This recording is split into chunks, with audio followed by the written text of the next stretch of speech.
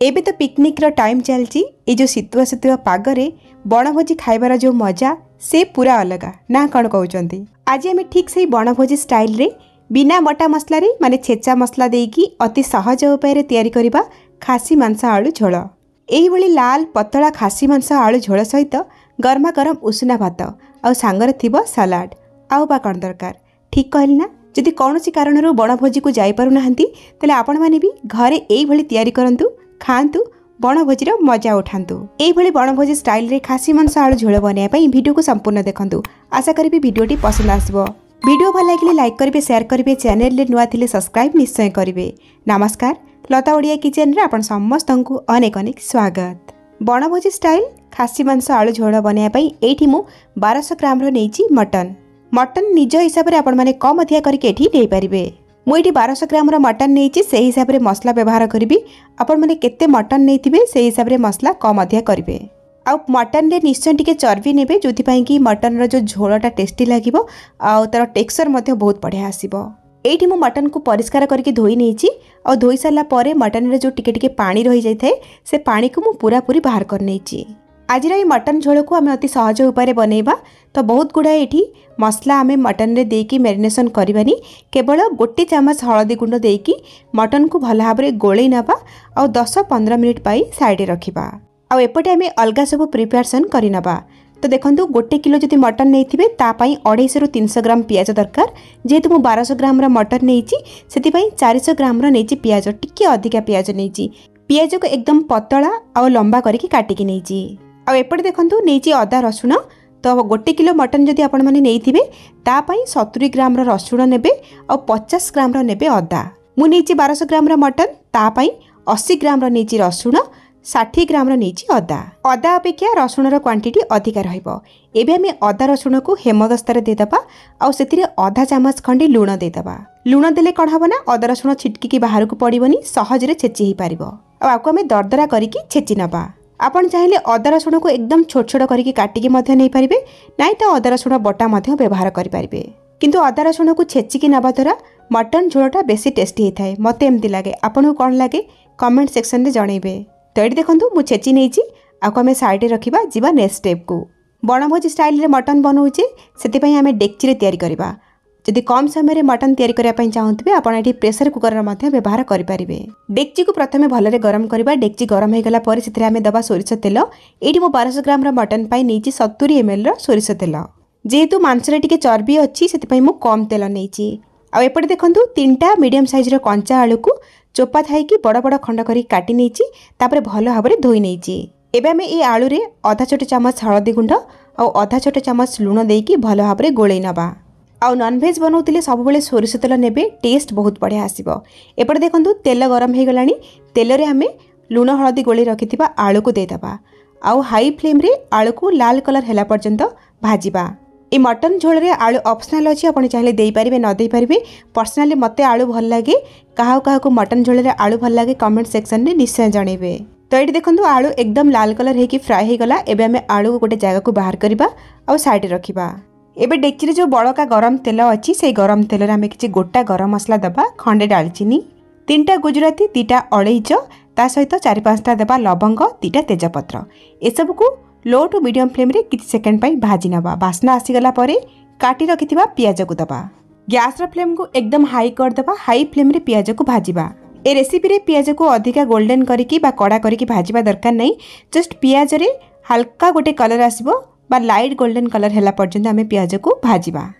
तो देखंतु एई भली भाबरे पियाज नरम हे जाईची, हल्का हल्का कलर आसी जाईची, किंतु अधिक डार्क कलर हेइनी। एई भली हेई गले आमे छेची रखिथिबा अदा और रसुण को देदबा। गैस रा फ्लेम को हाई ही रखिथिबा। जेमिति आमे पियाज को कम समय भाजिले सेई भली भाबरे अदा रसुण छेचा को आमे पियाज सहित गोटे मिनिट पाई भाजिबा। अदा रसुण रु कंचा बास्ना गला परे टिके भाजी गला परे आमे हळदी गोली रखिथिबा मटन को देदबा। ए रेसिपी रे मटन को आमे 2टा स्टेप रे कसिबा बा भाजिबा। तो प्रथम स्टेप रे पियाज अदा रसुण भजा रे मटन को देला परे हाई फ्लेम करदबा। हाई फ्लेम रे आमे मटन को 15-20 मिनिट पर्यंत एपट सेपट करिकी भाजिबा। एमिति करिबा द्वारा गोटिए टाइम रे 2टा काम हो जिवो। जेहेतु पियाज को आमे प्रथम रु अधिक गोल्डन करके भाजिने, एई समय पियाज भाजी हो जिवो, ता सहित मटन भी भाजी हो जिवो। आउली हाई फ्लेम रे पियाज सहित मटन को किछ समय भाजिकी तापर जदि मसला पकेकी आपण मैंने झोल प्रस्तुत करेंगे ना मटन झोलर टेस्ट बहुत बढ़ी हाई फ्लेम रे मटन पियाज सहित 5-10 मिनिट भाजी होगला से पानी बाहर स्टार्ट हम आउ से पानी को सुखिला पर्यंत आम हाई फ्लेम रे भाजिबा पाखापाखि 15-20 मिनिट लगे तो 15-20 मिनिट पर ये देखूँ तेलिया तेलिया भाया लगुव तेल बाहरी गलानी माने मटन रो जो फैटा सेटा मेल्ट हवा स्टार्ट हो गलानी आउ या सहित मटन रो ऊपर लेयरटा सील हो जिवो मटन पूरा गोटा गोटा लागिवो आ क्वांटिटी रे कम भी लागिवो। एई भली 15-20 मिनिट भाजी गला परे हमर प्रथम स्टेप सरीला सेकंड स्टेप आसीबो। सेकंड स्टेप रे आमे स्वाद अनुसार दे दबा लूण ता सहित आमे आधा छोट चामच दे दबा गोलमरिच गुंड कलर पाई गोटे चामच काश्मीर रेड चिली आउ गोटे बड़ चामच दबा धनिया गुंड गोटे बड़ चामच दे दबा जीरा गुंड आउ गोटे बड़ चामच गरम मसला देकी भल भाबरे आको आमे गोळै नबा। प्रथम स्टेप रे गैस रो फ्लेम को हाई करिकी आमे 15-20 मिनिट प्याज सहित मटन को भाजिले किंतु सेकंड स्टेप रे जेतु गुंड मसला पकेले गैस रो फ्लेम को लो टू मीडियम करबा और सब गुंड मसला सहित मटन को आमे आउ 10-15 मिनिट पाई भल भाबरे कसिबा जहाँद्वारा कि तेल मसला लुण मटन भीतर को भल भाव भेदी पार आ मटन आमर मसला सहित आहरी भल भाव कषि हो पार। यही पर्यंत आम पानी बिल्कुल भी व्यवहार करें तो गैस रो फ्लेम को लो टू मीडियम रे ही रखिकी आपको घोड़े घोड़े 10-15 मिनिट पर्यंत कषि नवा मझे मझे कभर काढ़ी गोलौथिबे नहले कौन हम ना मांसटा तलू लगी जापे पाखापाखि 10-15 मिनिट पर मुझे आपको देखा कभर काढ़ी तो ये देखो मटन भल भाव कषि हो गला तो मटन कषि हो गला जाना केमती मटन रू तेल पूरा छाड़ी आसब आ बढ़िया कलर आसीज मटन रे प्रथम रू ए पर्यंत मटन कषिबार हो गला पूरा 30 मिनिट तामाने पाखापाखि मटन ये 50% सिझी भी गला तो ये सेकेंड स्टेप सरीला एबे आम एथिरे पानी ऐड करबा गरम पानी दबा इठी पाखापाखि 1 लिटर एठी मु पानी देइची मटन को देखिकी मटन सिझिया पाई पानी जेतिकी दरकार हो पानी देबे आ जेतिकी झोल रखिबे से हिसाब रे भी पानी देबे आ जेहेतु मटन रे चर्बी थाए मटन ठंडा हो गला परे टिके बसी जाय थे तो प्रथम रो टिके अधिका करिकी पानी देइथिबे तो ये पानी देकी मु भल भाव में गोलई नौची आ हाई फ्लेम करिकी हाई फ्लेम रे गोटे फुटा आसला पर्यंत को छाड़ी पाबे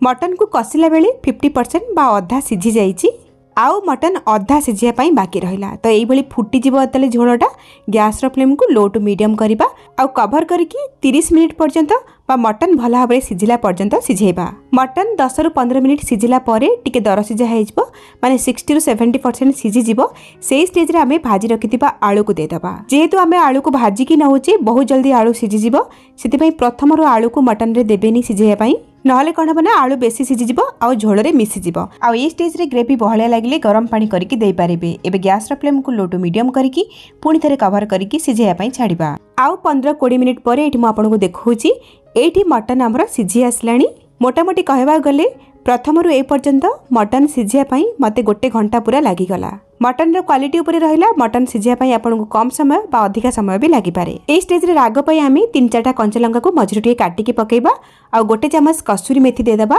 आ गोटे छोट साइज रे टमाटो केठी काटी के आमे ऐड करबा बहु जण मटन रे टमाटो पकांतिनी जदि आपनको पसंद नुहे ताले स्किप करबे जदि टमाटो पकोचंती मटन सिझी गला परे टमाटो को पकेबे प्रथम टमाटो पकेले मटन सिझिया पई असुविधा हबो आ गोटे बड़ चामच आमे मटन मसला दबा आ भल भाबरे गोळै नबा एई सब जिंस आमे जो पछरे ऐड कले से सब सिझिया पई गोली सारा पर कौन करबा ना गैस रो फ्लेम को पुणी थे लो टू मीडियम करके कभर करके आउ 5 मिनिट पई छाड़िबा आउ 5 मिनिट दम रे सिझिला परे एठी खासी मांस आलू झोल एकदम रेडी लास्ट रे आउ किछि मसला दबा दरकार नहीं कटा हेतिबा धनिया पत्र टिके दे दबा आउ गोळै नबा तो ये झोलर कंसिस्टेंसी देखि नियंतु एतिके अछि ये ठंडा हला परे आउरी टिके बहलिया हे जिवो तो प्रथम रो बेसी बहलिया करिवेनी झोल एतिकी रहिले ही गरम भात सहित खाइबा पई बहुत बढ़िया लागिवो आउ गोटे जिनस ध्यान रखिए मटन को बिल्कुल भी अत्यधिक सिझे देवेनी माने सिझी गोटा गोटा होगी रही सेमिति रहिले ही खाइबा को बेसी भल लागिवो ठीक एई भली भाबरे आ ता सहित आलू को मध्य अत्यधिक सिझे देवेनी गोटा गोटा होगी आलू रहिबा दरकार ताहाले जाई कि खासी मांस आलू झोल खाइबार मजा ही किछि अलग लागिवो एठी मु गैस रो फ्लेम को ऑफ कर नेछि तयारी हे गला एठी हमर बणभोजी स्टाइल रे अति सहज उपाय रे खासी मांस आलू झोल ताले आपण माने भी एई उपाय रे खासी मांस आलू झोल तयारी करंतु केमिति लागिला आपनक अनुभूति मो सहित शेयर करंतु ताले आजि पई रहउची पुणी आसीबी आ गोटे नुवा रेसिपी नै कि सेई पर्यंत रहली नमस्कार बाय।